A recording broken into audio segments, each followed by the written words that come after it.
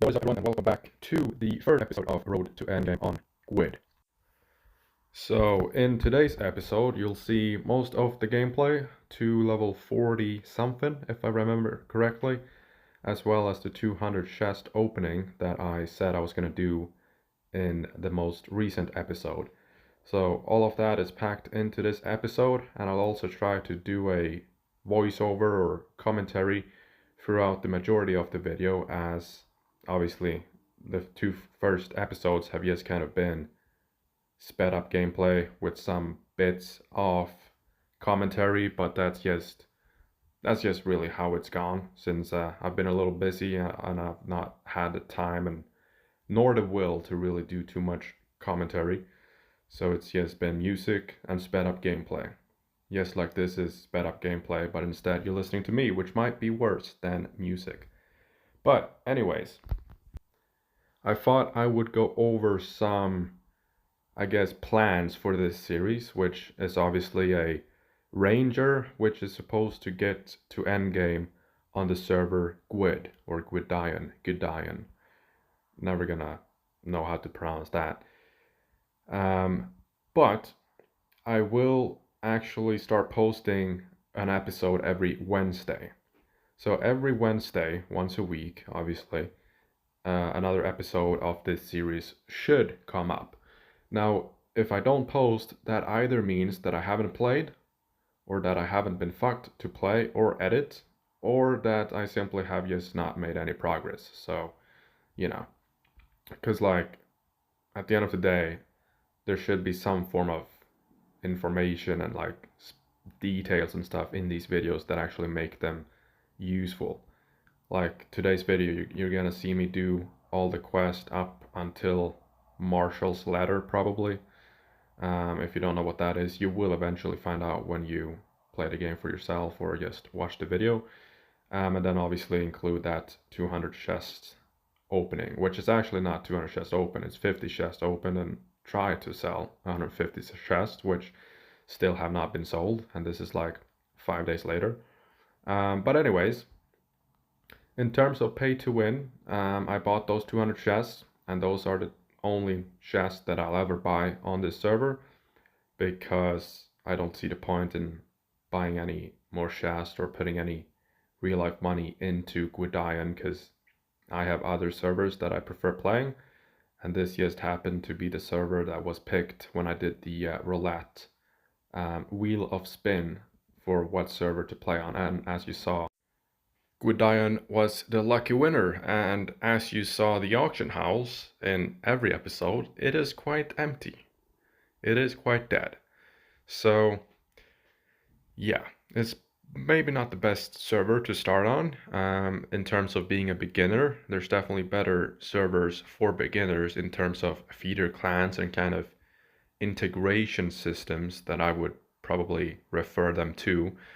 On Iran, we have Dusk, which is a fairly straightforward way into Dawn. You can get a bunch of gear, elixirs, all the stuff you would really need, obviously all the quest gear as well, to progress through the game, and is really just that simple. And then I know other servers have similar systems, but then there's also a few servers that have no systems for new players, and you have to get to 170, 150, 190, whatever the level requirement is for the Dom clan, and you just have to find a way to get there if you want to play in that Dom clan on that server, of course. But regardless of that, I am obviously sticking to Gwyd, because that is the whole point of spinning a wheel and playing on the server that it lands on.